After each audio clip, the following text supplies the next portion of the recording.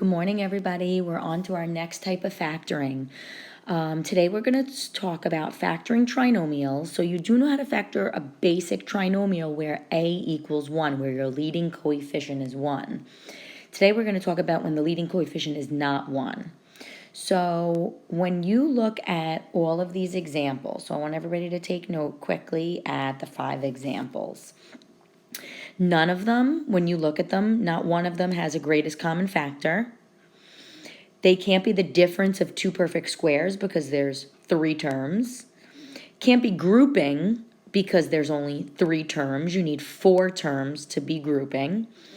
And it's not a regular trinomial because you have this, what we call leading coefficient. Okay, everybody sees what the leading coefficient is? Your leading coefficient is the coefficient in front of your highest exponent. So in all of these examples, your leading coefficient is a number other than 1. When that is the case, we are going to follow these few little rules. Okay, you are unable to factor by GCF, difference in 2 squares, or grouping. So when you have a leading coefficient that is not 1, your first thing you're going to do is you're going to multiply your leading coefficient, here 2, by your constant term, -4. Usually we pull off the -4 and we see what multiplies to -4 and adds to 7. But in these examples, it would never work. You'd be trying to do it forever. Here you multiply 2 times -4 and you pull off this number, -8. And you ask yourself, okay, what multiplies to -8 and adds to 7? And that would be a +8 and a -1. Well, those two numbers are going to be your two numbers that multiply to that number, -8, and add to your middle term. So when you turn this into grouping, I like to call this split the middle. Okay? That means you're going to keep your first term, 2x squared. But we're going to split our middle term into these 2 terms. Now, just not an 8 and a -1. I'm going to make it a positive 8x and a minus 1x, or what I just call an x. You don't put the -1 in front. And then my -4 comes down with it. So notice my first term stayed the same, 2x squared. My last term stayed the same, -4. And I split my middle term, 7x, into 8x minus 1x, which is 7x. It's all equivalent still. And now, all of a sudden, I have 4 terms, which means I could group the first 2 and the last 2. My first 2 have a GCF of 2x. And remember, with this negative here, that has to come down. My second 2 have a GCF of nothing. So I pull down a -1 as my GCF. I'm going to show the division of that GCF, 2x, and here I'm going to divide both pieces by -1. Okay, so what do I have left? When I divide 2x squared by 2x, I have an x. When I divide 8x by 2x, I have +4. When I divide -x divided by -1, I have a positive x. -4 divided by -1, I have a +4. Don't stop there. Some of you were showing that's your answer. But look, the pair that they have in common is one of your factors, x plus 4. The other pair, your 2 GCFs, it's not what I meant to do, your 2 GCFs, 2x and -1, form your other factor, 2x minus 1. And this is your answer. Now, how can you check yourself? Couple of things. You could distribute, double distribute, or do the box method to x plus 4 times 2x minus 1. Okay, if I just did a quick, I'll show you, x plus 4 times 2x minus 1. If I double distributed, I would get 2x squared minus x plus 8x minus 4. My middle terms combine, and I get 2x squared plus 7x minus 4. It works. It's exactly what I started with. The other great thing you could do is go into GeoGebra. So let me show you this. If you do 2x squared plus 7x minus 4. So let me find my GeoGebra. Okay, and I type in 2x squared plus 7x minus 4. Okay, and everybody sees there's my parabola. And then underneath it, I put my two pairs of factors, x plus 4 and 2x minus 1. So if I do x plus 4, and in my other factor, 2x minus 1, what does everybody notice? How many parabolas do I see? 1. They overlap. Because they overlap, they are equivalent. So you have a perfect check to see that you know you factored correctly. You could do this with any type of factoring. You could do this with GCF. You could do this with regular trinomials, grouping. Okay, that's a really great way for you guys to check your answers. Okay, so let's go down to number 2. Again, my no GCF, it's not difference of two squares, can't be grouping. It's a trinomial, but your leading term is greater than 1, so I'm going to multiply 4 times negative 3, which gives me that negative 12. What two numbers multiply to negative 12? So a lot of you are going to say, oh, negative 12 and 1. No, when you add those together, you get negative 11. Your number should be consecutive when you have a negative 1 in front. So either 4 and negative 3 or negative 4 and positive 3. Which two add to negative 1? Those two. So again, you keep your first term. I'm going to split this into a negative 4x and a positive 3x, and then I keep my last term.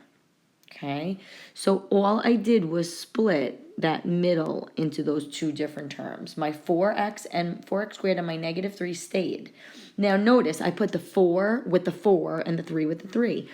That's going to be easier for you to find GCFs and group them. But if somebody flip-flopped them, if you put the 3x first and the negative 4x second, you would still get the same answer. So your GCF between your first two should be a 4x. And if I divide each of these two by 4x, I should have x minus 1. And in the second part, looks like I have a GCF of 3. So I have to pull down the sign, right? I'm going to pull down this sign, positive 3, and I get x minus 1. Again, that's not your answer. One of your answers is 4x plus 3. Your other one is x minus 1.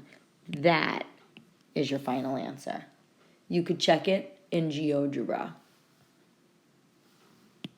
Okay. All right, let's try another one.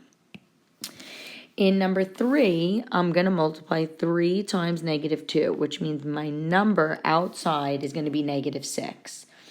You have a middle term of 1. There's no number in front of there. That means it's a 1. So I need two numbers that have to be consecutive that add to a 1. So what multiplies to negative 6? Negative 3 and 2, or positive 3 and negative 2. Which pair will add to positive 1? You need the bigger number to be positive. So 3 and negative 2. So again, watch. I am going to show my first term, which is 3x squared. And I'm going to put the positive 3x with that. I'm going to put the negative 2x second, and then I'm going to bring down my minus 2. I'm keeping the 3's with the 3's, the 2's with the 2's. So that when I group, my GCF is 3x. When I divide each of these by that GCF of 3x, I get x plus 1. This is a negative.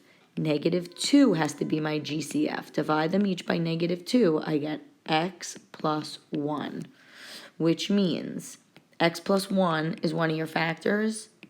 3x minus 2 has to be your other factor, and that's your answer. Okay, again, you could double distribute to check it, or box method, or put it into the calculator.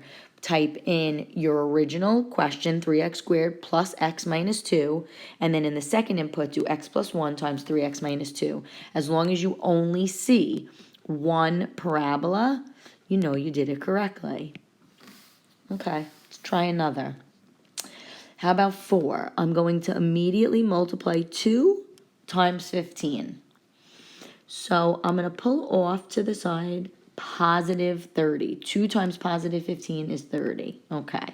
So name some numbers that multiply to 30 that add to 13. 10 and 3. That's going to be it.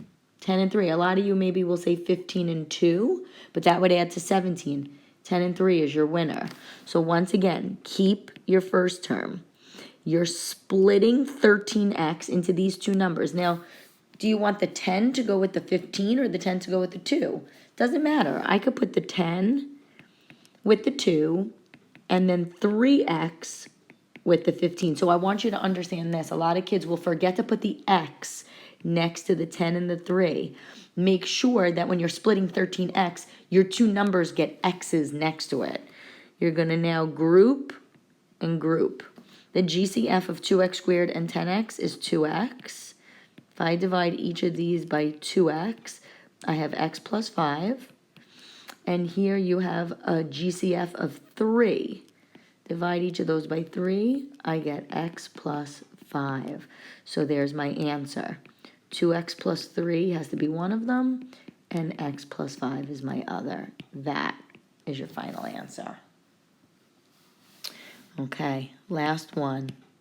I'd love for you to pause and try yourself, and then check your answer. But here we go. You're going to multiply 3 times negative 8. That gives you a negative 24 off to the side. What multiplies to negative 24? Negative 12 and 2? Nah, that's going to give me a difference of negative 10. How about 6 and 4? Negative 6 and positive 4? That's it. They add to negative 2. So I'm going to keep my 3x squared, and I'm going to put the negative 6x with it, and I'm going to put the 4x with my negative 8. Okay? Group, group. 3x is my GCF. If I divide each of these by a 3x, I have x minus 2 left. This sign has to come down. Plus 4. 4 is your GCF, and I get x minus 2 again, which makes x minus 2 one of my factors, and the GCF's 3x plus 4, my other factor. And there it is. Once again, you could double check it in the calculator or double distribute or box. Okay, you guys try the practice sheet. Let me know if you have